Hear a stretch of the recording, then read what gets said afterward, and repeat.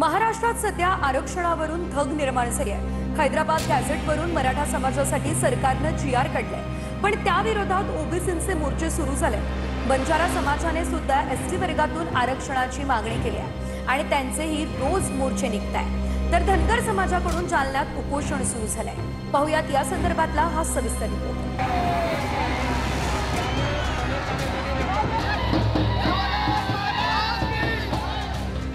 महाराष्ट्रात आरक्षणाची धग पाहायला मिळते। ओबीसी, बंजारा आणि आता धनगर समाजाकडूनही आंदोलनं सुरू झाली आहेत। हिंगोलीमध्ये ओबीसींचा भव्य एल्गार मोर्चा काढण्यात आला। मराठा समाजाच्या आरक्षणासाठी हैदराबाद गॅझेटवरून काढलेला जीआर रद्द करा अशी मागणी या मोर्चातून करण्यात आली। लक्ष्मण हाकेंच्या नेतृत्वात हा मोर्चा काढण्यात आला। हैदराबाद गॅझेटवरून एसटी वर्गामध्ये आरक्षणाच्या मागणीसाठी वाशिममध्ये बंजारा समाजाचा मोर्चा निघाला। तर जालन्यामध्ये धनगर समाजाकडूनही आंदोलन सुरू झालंय। एसटीतून आरक्षण देण्याचा शब्द सरकारनं पूर्ण करावा या मागणीसाठी दीपक बोराडेंच्या नेतृत्वात आमरण उपोषण सुरू झालंय।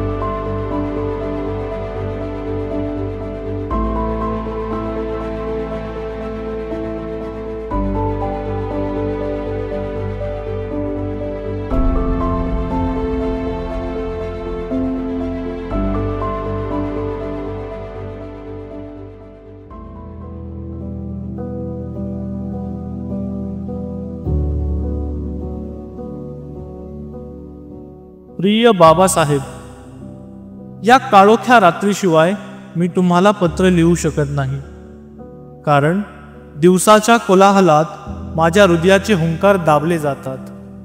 म्हणूनच या निवांत क्षणी पेनाच्या टोकावरून हजारो पिढ्यांची तळमळ, वेदना, आशा आणि रोष झिरपतोय. आज या शाईच्या प्रत्येक थेंबातून माझ्या अंतकरणातील हजारो न बोललेले हुंकार उफाळून येत आहेत. तुमचं नाव लिहिताच माझे हात थरथरतात, कारण मी ज्या शाईने हे शब्द कागदावर कोरत आहे ती प्रत्यक्षात लाखो पिढ्यांच्या अश्रूंनी, त्यांच्या घामाने, त्यांच्या रक्ताने ओलसर झालेली आहे. तुम्ही दिलेला संविधानाचा मशाल अजूनही आमच्या हातात आहे, पण त्या प्रकाशाभोवती अंधाराचे सावट पुन्हा पुन्हा का गिरट्या घालते आहे? मला आठवतं बाबासाहेब, शालेय जीवनात तुम्हाला साधं पाणीही सहज मिळालं नाही.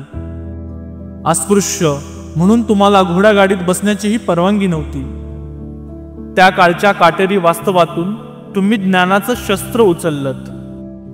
कोलंबिया विद्यापीठाच्या वाचनालयापासून लंडन स्कूल ऑफ इकॉनॉमिक्स पर्यंत पोहोचणारा तुमचा प्रवास आजही आमच्यासाठी पर्वतासारखा प्रेरणादायी आहे. महार, माळी, मातंग, चांभार, बंजारा, धनगर, चर्मकार, दलित, शोषित या सगळ्यांच्या जखमांवर तुम्ही संविधानाचं मलम ठेवलंत. शिका, संघटित व्हा, संघर्ष करा, हे तुम्ही दिलेलं वचन अजूनही आमच्या शिरातून रक्तासारखं वाहत आहे. 1927चं महाडचं चौदार तळ आंदोलन ते फक्त पाणी पिण्याचा हक्क नव्हता, तर तो मानवतेचा श्वास परत मिळवण्याचा प्रयत्न होता. 1930चा नाशिकचा कालाराम मंदिर प्रवेश सत्याग्रह तो फक्त देवदर्शन नव्हता, तर मानवाच्या समानतेसाठी केलेली हाक होती.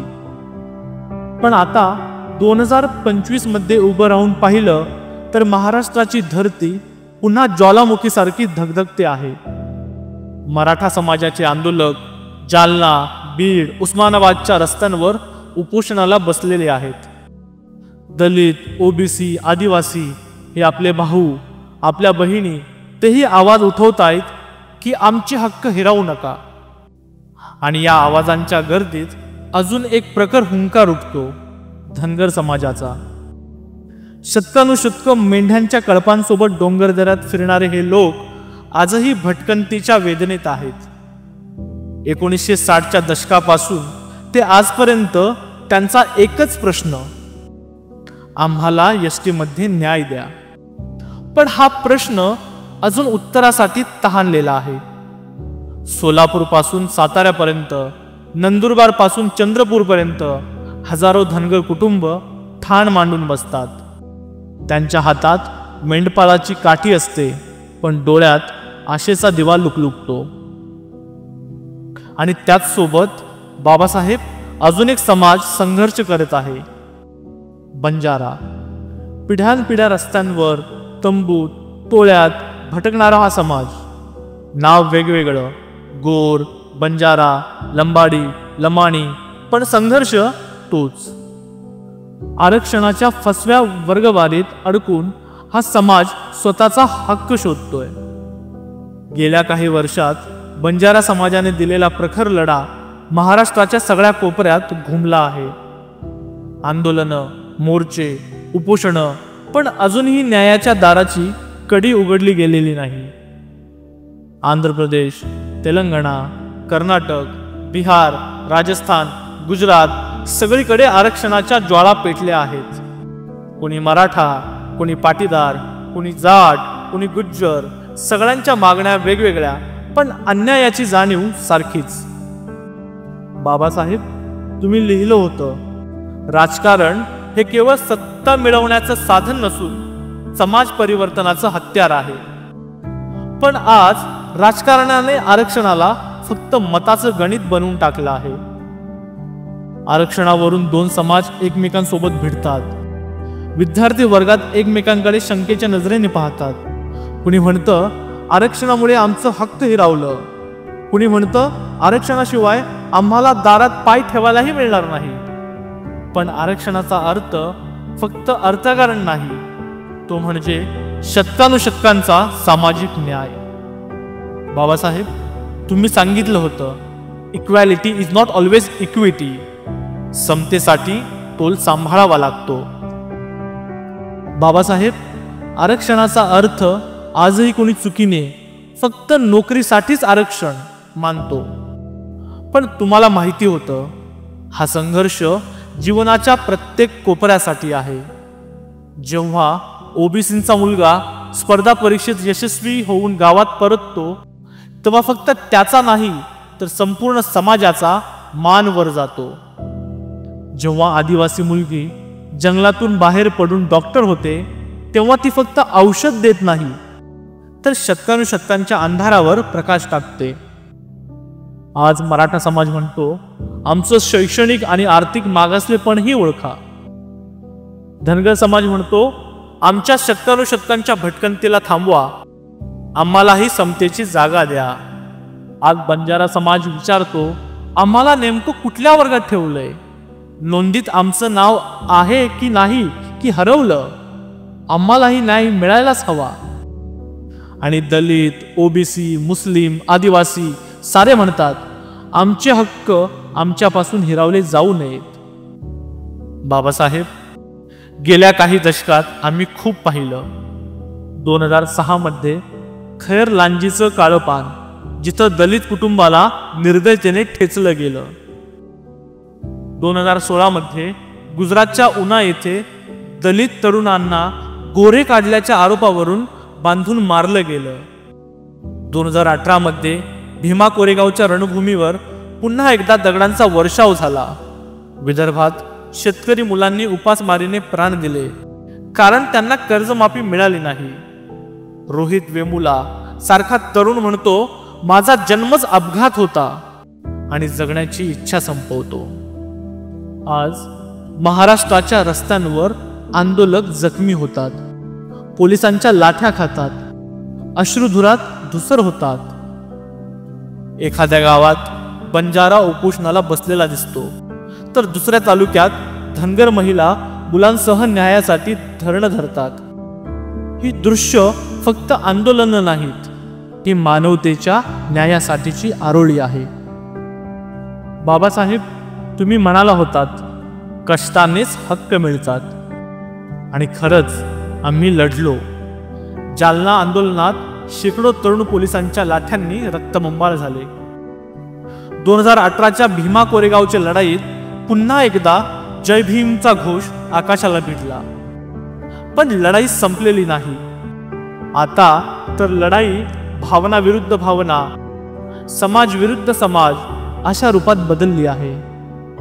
तुमचं संविधान आम्हाला एकत्र आणायला हवं होतं, पण आजच्या सत्तांना ते वेगळं करायला उपयोगी पडलंय. बाबासाहेब, मी बघतो, रात्रीच्या अंधारात गावाच्या कडेला धनगर कुटुंबाच्या तंबूत कंदील लुकलुकतोय. लहान मुलं झोपलेली, पण आईच्या डोळ्यात झोप नाही. ती म्हणते, उद्या आंदोलन आहे, पोटाची चिंता आहे, पण भवितव्याचीही. मी बघतो बंजारा समाजाची दिंडी, जिथं हजारो पाय धुळीत माखलेले आहेत, हातात झेंडे, ओठांवर न्यारे, न्याय हवा. मी बघतो विद्यापीठातला ओबीसी तरुण, जो वाचनालयात डोळ्यातलं पाणी लपवत अभ्यास करतोय, कारण त्याला माहित आहे, आरक्षण नसेल तर त्याच्या स्वप्नांची दारं बंद होतील. बाबासाहेब, या सगळ्या आवाजांना एकत्र केलं तर तो एकच गजर होतो, आम्हाला न्याय हवा, आम्हाला मान हवा. बाबासाहेब, तुम्ही सांगितलं होतं, राजकारण हे समाज सुधारण्यासाठी असतं, पण आज राजकारण आरक्षणाला मतांचा आकडा बनवतंय. सत्ताधाऱ्यांनी कधी धनगरांना आश्वासन दिलं, कधी बंजारांना फसवलं, कधी मराठ्यांना थांबवलं, कधी ओबीसींना घाबरवलं. या सगळ्या गोंधळात संविधानाचं खरं तत्व कुठेतरी धुसर झालंय. पण बाबासाहेब, निराशेच्या या ढगांवरूनही आशेचा दीप उजळतोय. नागपूरच्या वसतिगृहात अजूनही विद्यार्थी संविधानाची प्रस्तावना पाठ करतोय. मुंबईच्या झोपडपट्टीतील मुलगी अजूनही न्यायाधीश होण्याचं स्वप्न पाहते. धनगर तरुण अजूनही म्हणतो, मी डॉक्टर होईन, माझ्या आईला मेंढ्याच्या कळपातून बाहेर काढीन. बंजारा मुलगा अजूनही स्वप्न पाहतो, मी इंजिनियर होईन, माझ्या समाजाला नव्या रस्त्यांवर नेईन. बाबासाहेब, हे पत्र लिहिताना माझे डोळे धुसर झाले आहेत, पण हात थांबले नाहीत. कारण मी जाणतो, हा प्रवास अजून चालू आहे, ही लढाई अजून अपूर्ण आहे, पण आम्ही हरलेलो नाही. आम्ही अजूनही तुम्ही दिलेल्या मशालीला घेऊन अंधाराशी भिडतो आहोत. तुमच्या स्वप्नांचा भारत अजून दूर आहे, पण तो अशक्य नाही. तुमची छाया आमच्या पाठीशी आहे, तुमचं विचारचक्र आमच्या हृदयात आहे. जितके अडथळे वाढतील तितकाच आमचा निर्धार पक्का होईल. कारण आम्हाला माहिती आहे, मनुष्याला समानतेशिवाय स्वातंत्र्य नाही आणि स्वातंत्र्याशिवाय मानवता नाही. प्रिय बाबासाहेब, तुमच्याकडे एकच विनंती, तुमचं स्वप्न पूर्ण करण्यासाठी आम्हाला अंतर्मनाची ताकद, एकतेची आग आणि संघर्षाची दिशा द्या. जेणेकरून उद्या कुणालाही आरक्षणासाठी नव्हे तर स्वतःच्या सामर्थ्यासाठी झगडावं लागेल. आणि तेव्हाच तुमची समाधी खऱ्या अर्थाने समाधानी होईल. जय भीम, जय भारत. आपला तुमच्या विचारांचा वारकरी.